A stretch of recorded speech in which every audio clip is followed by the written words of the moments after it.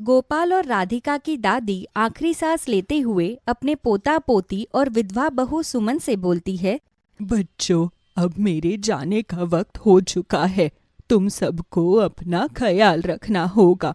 तुम तो अच्छे से जानते हो कि तुम्हारे पापा इस दुनिया में नहीं है, इसलिए तुम सबको अपना ख्याल रखना होगा।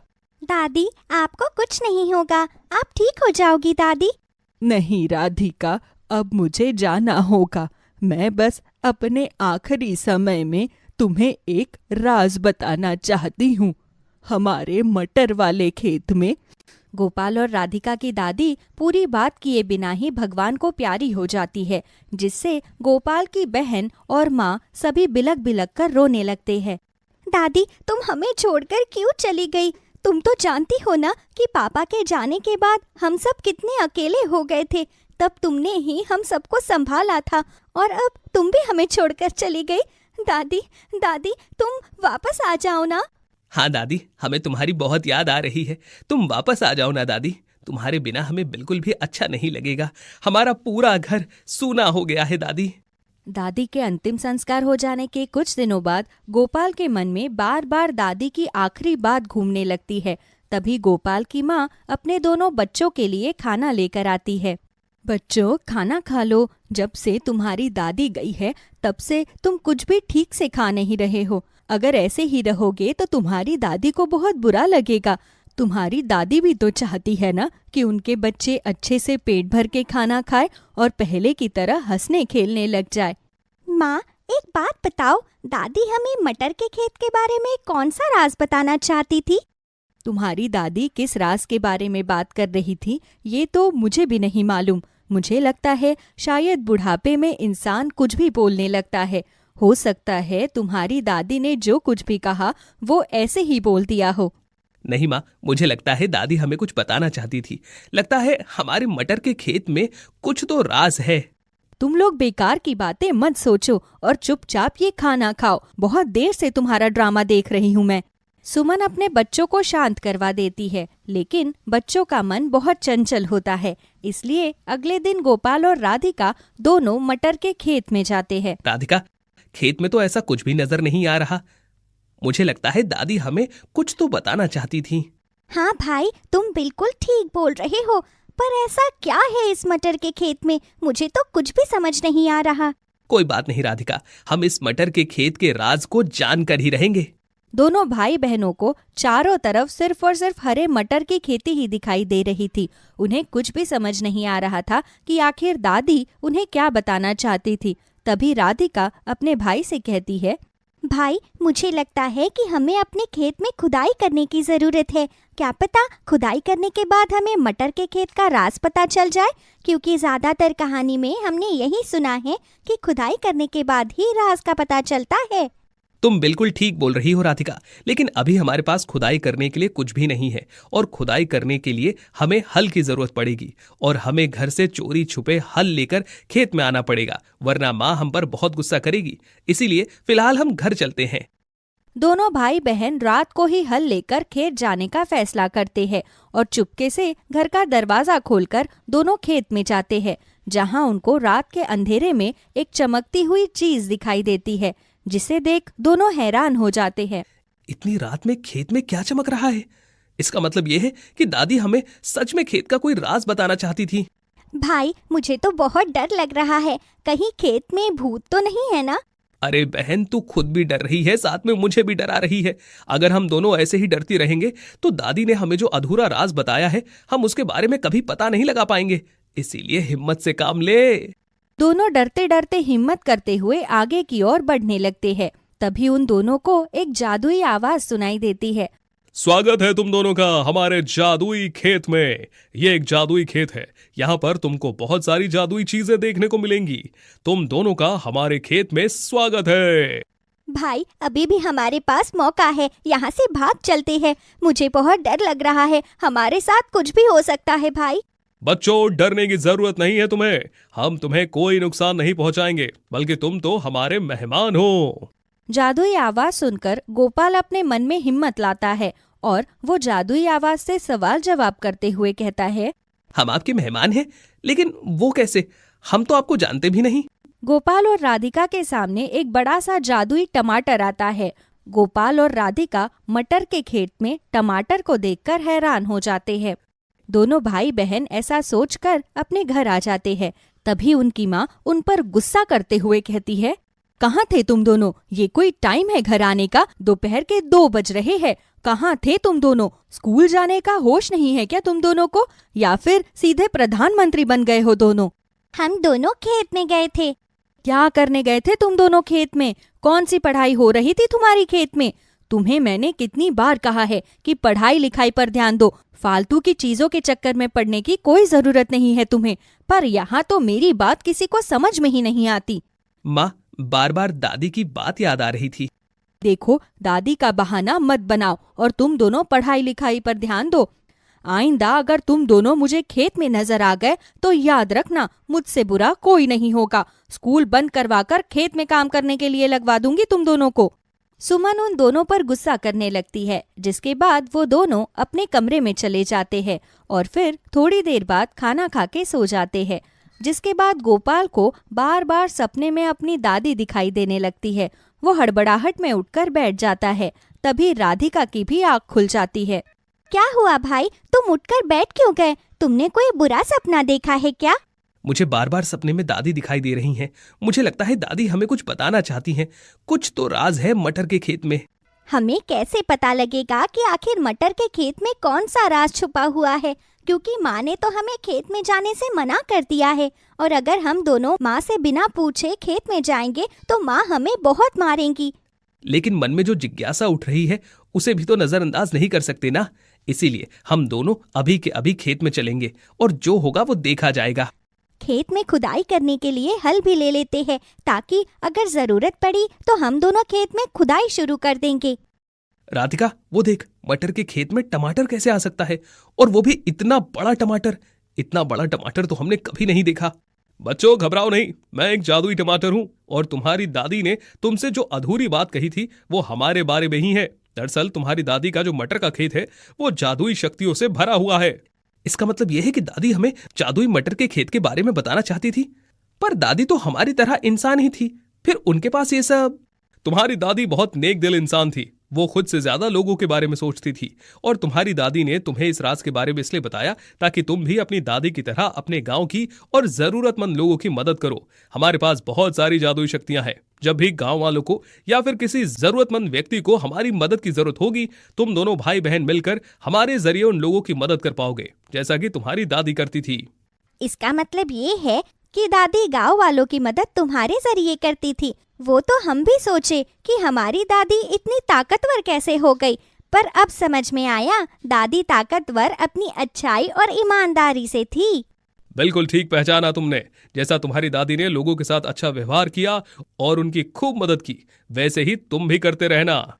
जादुई हरे मटर के खेत में लाल टमाटर का राज जानकर राधिका और गोपाल दोनों बहुत खुश होते हैं और वो दोनों अपने घर जाते हैं। तभी सुमन उन दोनों को देख लेती है और सुमन अपने दोनों बच्चों पर बहुत गुस्सा करने लगती है। इसका मतलब ये है कि मेरे लाख मना करने के बावजूद तुम दोनों को मेरी बात समझ में नहीं आती। मैंने कहा था ना तुम्हें कि तुम मुझसे बिना पूछे कहीं नहीं जाओगे। फिर इतनी रात को तुम दोनों कहाँ गए थे? ऐसी क्या इमरजेंसी आ गई थी तुम दोनों को बाहर जाने की? वो माँ, हम दोनों खेत में गए थे क्योंकि हमें दादी का बताया हुआ अधूरा राज जानना था, और हम दोनों ने उस राज का पता लगा लिया है कि आखिरकार दादी हमें क्या बताना चाहती थी। तुम दोनों को मेरी बात समझ में नहीं आती है क्या? मैंने मना किया था ना कि फालतू की बातों में ध्यान देने से बेहतर है कि तुम दोनों पढ़ाई लिखाई पर ध्यान दो, लेकिन नहीं, तुम्हें बस अपनी मन की करनी है। माँ प्लीज, एक बार तुम हमारे साथ मटर के खेत में चलो। हम तुम्हें वो राज बताते हैं जो दादी हमें बताना चाहती थी। एक बार तुम उस राज के बारे में जान लो, उसके बाद तुम्हें समझ में आएगा कि हमें उस राज के बारे में जानना कितना जरूरी था। गोपाल और राधिका दोनों जबरदस्ती अपनी माँ को उसी रात को जादुई मटर के खेत में ले जाते हैं, जहाँ सुमन को भी जादुई मटर के खेत में वही चमकदार लाल टमाटर दिखाई देता है। मटर के खेत में लाल टमाटर को देखकर सुमन भी हैरान हो जाती है। बच्चों, ये क्या? ये तो मटर का खेत है ना? फिर हमारे मटर के खेत में ऐसे लाल चमकदार टमाटर कहाँ से आ गए? ये सब क्या है बच्चों? राधिका और गोपाल दोनों अपनी माँ को जादुई हरे मटर के खेत में लाल टमाटरों का राज बताने लगते हैं, जिसे सुनने के बाद सुमन अपने बच्चों से कहती है, इसका मतलब ये है कि ये जादुई शक्तियों का राज जानना हमारे लिए बहुत जरूरी था और मैं बेकार में ही अपने बच्चों पर गुस्सा करती थी। बच्चों, मुझे माफ कर दो। अब मैं भी तुम्हारे साथ इस नेक काम में बराबरी का साथ दूंगी। इस तरह से सुमन अपने बच्चों के साथ मिलकर जादुई हरे मटर के लाल लाल टमाटर की मदद लेकर गांव वालों की और जरूरतमंद लोगों की मदद किया करती थी। मोहन एक अमीर जमींदार के पास काम करता था। जमींदार के पास कीवी का बहुत बड़ा खेत था। उसके खेत में खूब सारे कीवी हुआ करते थे और मोहन खेत में कीवी उगाया करता था और कीवी निकालकर बड़े बड़े फल व्यापारियों को बेच दिया करता था। जमींदार बहुत ही कम पैसों में मोहन से खेत और घर दोनों का काम करवाता था। एक शाम मोहन खेत का सारा काम निपटाकर अपने घर की ओर जाने की तैयारी कर रहा था। तभी जमींदार मोहन को आवाज लगाता है और मोहन भागता हुआ जमींदार के पास जाता है। क्या हुआ मालिक, आपने मुझे बुलाया? हाँ मोहन, वो मुझे तुझसे कुछ काम था। तू अपने घर जा रहा था क्या? हाँ मालिक, घर जाने का समय तो हो गया है, पर अगर आपको कोई जरूरी काम है तो मुझे बता दीजिए, मैं वो काम करके ही घर जाऊंगा। मुझे तुझसे यही उम्मीद थी मोहन। दरअसल बात यह है कि मेरे पैर में बहुत दर्द हो रहा है। अगर तू थोड़ी देर के लिए मेरे पैर दबा देता तो। अच्छा कोई बात नहीं मालिक, आप बैठिए, मैं अभी आपके पैर दबा देता हूँ। ठीक है मोहन, तू जल्दी से मेरे पैर दबा दे। इसीलिए तो मुझे सबसे ज्यादा भरोसा और विश्वास तुझ पर ही है। तू भी तो मेरे बहुत करीब है। तू बहुत मेहनती है मोहन। एक दिन तू बहुत बड़ा आदमी बनेगा। देखना, एक दिन तू मुझसे भी बड़ा आदमी बनेगा। मालिक, अगर आपका आशीर्वाद रहा तो जरूर मैं एक दिन बहुत बड़ा आदमी बनूंगा। मालिक, मैं क्या सोच रहा था कि कीवी की बेहतर उपज के लिए कुछ ऐसे खाद्य पदार्थ हमें अपने खेत में भी डालने होंगे, जिससे बहुत ही अच्छे कीवी हमारे खेत में होने लगेंगे। पर वो खाद्य पदार्थ लेने के लिए शहर जाना पड़ेगा। देख मोहन, मैंने सब कुछ तेरे ऊपर छोड़ रखा है। अब तू अच्छे से देख ले तुझे क्या करना है। जब से तू आया है तब से मेरे खेत में कीवी की उपज बहुत बेहतर हो गई है। अरे लोग सिर्फ और सिर्फ मुझसे ही कीवी खरीदते हैं, और अब कीवी की उपज को और बेहतर कैसे बनाना है वो तेरे ऊपर है। मैं तुझे पैसे दे दूंगा, तू शहर जाकर जो कुछ लेना हो वो ले लेना। जमींदार की बात मानकर मोहन जमींदार का पैर दबाने लगता है और पैर दबाने के बाद जमींदार मोहन से कहता है, अच्छा मोहन, पैर तो ठीक हो गया पर सिर दर्द खत्म नहीं हो रहा। तू सिर में भी मालिश कर देता तो। पैर दबाने के बाद मोहन जमींदार के सर में तेल की मालिश करने लगता है और इसी तरह से लगभग 3-4 घंटे मोहन घर आने में लेट हो जाता है। और फिर जब वो अपने घर आता है तो मोहन की पत्नी सुरेखा मोहन पर गुस्सा होने लगती है। अरे ये कौन सा टाइम है घर आने का? रात के 10 बज रहे हैं। अरे तुमने तो रोज रोज का ड्रामा बना लिया है लेट आने का। आखिर क्या करते हो तुम इतनी देर जमींदार के पास? अरे सुरेखा, तुम क्यों गुस्सा करती हो? तुम तो जानती ही हो कि हमारा परिवार जमींदार की बदौलत ही चल रहा है। वो मैं रोज शाम को मालिक के पैर दबाता हूँ, इसीलिए मुझे आने में थोड़ा सा देर हो जाती है। अरे आप कब समझेंगे इस चीज को कि जमींदार बहुत ही चालाक इंसान है। वो आपसे कम पैसों में अपना सारा काम निकलवाता है और एक आप है जो अपनी मेहनत को कोई वैल्यू ही नहीं देना चाहते। ऐसा कुछ नहीं है सुरेखा। वक्त आने पर मैं एक दिन मालिक से इस बारे में बात करूंगा। हो सके तो मालिक मेरी तनख्वाह बढ़ा देंगे। एक बार बात करके देखना, पर मुझे ऐसा नहीं लगता कि वो जमींदार आपकी तनख्वाह बढ़ाएगा। अरे बहुत लालची आदमी है वो। गरीबी के कारण मोहन जमींदार से चाहकर भी कुछ बोल नहीं पाता था, इसलिए जमींदार अपनी मनमर्जी के हिसाब से मोहन से काम करवाता था और धीरे धीरे अब जमींदार की इच्छाएं और भी ज्यादा बढ़ती ही जा रही थी। जमींदार बहुत ही कम पैसों में मोहन से अपना सारा काम करवाता था। एक दिन मोहन जमींदार से कहता है, मालिक, मुझे आपसे कुछ जरूरी बात करनी है। दरअसल आप तो जानते ही हैं कि मुझे खेत का काम खत्म करने के बाद आपके घर में थोड़े बहुत काम तो करने ही पड़ते हैं, तो उस हिसाब से मैं कहीं ना कहीं डबल मेहनत करता हूं। अगर आप मेरी तनख्वाह थोड़ी सी बढ़ा देते तो सही रहता। अच्छा, तो मतलब तू मेरे पैर दबाता है और कभी कभी सिर में मालिश कर देता है तो मैं तुझे उसके लिए पैसे दूं? क्या मोहन, मैं तुझे अपना छोटा भाई समझता था, इसीलिए मैं तुझे ये सब कह देता था। पर कोई बात नहीं, आज के बाद मैं कभी तुझसे अपने पैर नहीं दबवाऊंगा। अरे नहीं नहीं मालिक, ऐसी बात नहीं है। दरअसल वो बात यह है कि आप तो जानते ही हैं महंगाई धीरे धीरे बढ़ रही है। अगर आप ज्यादा नहीं तो थोड़ी सी ही मेरी तनख्वाह बढ़ा दीजिए, मेरी बड़ी मदद हो जाएगी मालिक। देख, तेरी तनख्वाह कब बढ़ानी है कब नहीं वो मैं खुद देख लूंगा। तू अब मुझे मत बता, और फिलहाल के लिए तो खेत जा और जाकर कीवी की खेती करना शुरू कर। जमींदार की बातें सुनकर मोहन उदास हो जाता है और फिर वो चुपचाप कीवी की खेती करने के लिए खेत में चला जाता है। मोहन उदास होकर खेत की खुदाई करने में लगा हुआ था। खुदाई करते करते मोहन को मिट्टी में सना हुआ एक कीवी मिलता है। कीवी देखकर मोहन तुरंत उसे पानी से धोता है और धोने के बाद मोहन को पता चलता है कि वो एक लाल रंग का कीवी है। अरे ये क्या हो गया, लाल रंग का कीवी? लगता है भगवान ने इसे बड़ा अनोखा बनाया है। खैर, अभी मैं इस कीवी को यहीं पास में रख देता हूँ और जल्दी जल्दी अपना सारा खेत का काम खत्म कर लेता हूँ। मोहन के इतना बोलते ही खेत का सारा काम अपने आप हो जाता है। ये देखकर मोहन बहुत हैरान हो जाता है। अरे ये क्या, अचानक से ये खेत का काम अपने आप कैसे हो गया? कहीं यहाँ कोई भूत वूत तो नहीं है? हे भगवान, ये सब क्या हो रहा है? ऐसा तो आज तक कभी नहीं हुआ मेरे साथ। कहीं ऐसा तो नहीं कि एक चमत्कार हो और ये लाल कीवी ही मेरी मदद कर रहा हो। एक काम करता हूँ, एक बार फिर से पता लगाने की कोशिश करता हूँ कि सच में ये जादुई है या फिर मेरा कोई वहम है। मुझे बहुत जोर से भूख लग रही है। मोहन के इतना बोलते ही जादुई लाल कीवी तुरंत मोहन के लिए खाना प्रकट कर देता है। ये देखकर मोहन को यकीन हो जाता है कि ये जादुई लाल कीवी है जो मोहन की मदद कर रहा है। अरे मेरा शक यकीन में बदल गया, यानी कि मेरी मदद ये जादुई लाल कीवी ही कर रहा है। एक काम करता हूँ, मैं मालिक को इसके बारे में बताता हूँ। मोहन बहुत भोला भाला था। वो तुरंत जमींदार के पास जाता है और जमींदार को जादुई लाल कीवी के बारे में बताता है। उसकी बात पर जमींदार को यकीन नहीं हुआ। उसे ऐसा लग रहा था जैसे मोहन पागल हो गया है। अरे तेरा दिमाग खराब हो गया है, हैं? कैसी बहकी बहकी बातें कर रहा है? और फिलहाल के लिए तू यहाँ से जा, मेरे पास तेरी फालतू की बातें सुनने के लिए बिल्कुल भी टाइम नहीं है। जमींदार मोहन पर गुस्सा करने लगता है और मोहन को वहां से भगा देता है। बेचारा मोहन उस जादुई लाल कीवी को लेकर अपने घर आ जाता है और कीवी के बारे में अपनी पत्नी को बताता है। जिसके बाद, अगर सच में ये जादुई लाल कीवी है तो हे जादुई लाल कीवी, क्या तुम अभी हमारे लिए बढ़िया बढ़िया पकवान प्रकट कर सकते हो? क्योंकि गरीबी के कारण हमने आज तक कभी अच्छा खाना नहीं खाया है।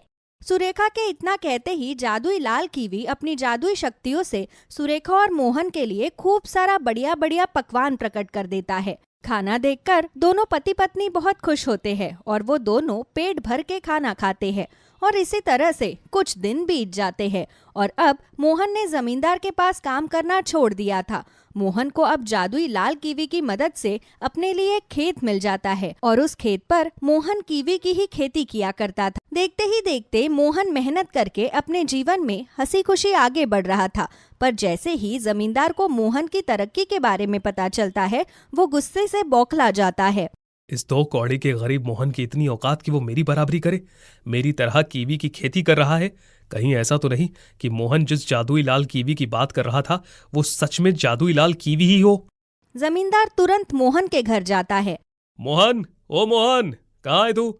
जल्दी बाहर आ। देख, मुझे पता चल गया है कि मेरा जादुई लाल कीवी तूने ही चुराया है। चल चुपचाप मुझे मेरा जादुई लाल कीवी दे दे। मालिक, मैंने कोई चोरी नहीं की, और अगर वो जादुई लाल कीवी आपका है तो आपने उसी वक्त मुझसे वो जादुई लाल कीवी ले लिया होता। पर नहीं, आपको तो मेरी बात पर यकीन ही नहीं हुआ था, इसीलिए आपने मुझे वहां से भगा दिया। लेकिन मालिक, अब मैं आपको वो जादुई लाल कीवी नहीं दूंगा। तेरी इतनी औकात कि तू मुझे मना कर सके? रुक, अभी बताता हूं तुझे मुझे मना करने का नतीजा क्या होता है। मोहन की बात सुनकर जमींदार को बहुत तेज गुस्सा आता है और वो गुस्से में मोहन पर हमला करना शुरू करता है। तभी मोहन के घर में रखा हुआ जादुई लाल कीवी एक विशाल कीवी का रूप ले लेता है, जिसमें से खूब सारी तेज रोशनी निकलने लगती है और वो रोशनी इतनी भयानक थी जिससे सिर्फ और सिर्फ जमींदार का ही शरीर जलने लगता है। जमींदार डर के मारे वहां से भाग जाता है और दोबारा कभी जादुई लाल कीवी के बारे में बात नहीं करता और ना ही कभी मोहन को परेशान करता है। और इसी तरह से मोहन हंसी खुशी अपने जीवन में जादुई लाल कीवी के साथ आगे बढ़ता है।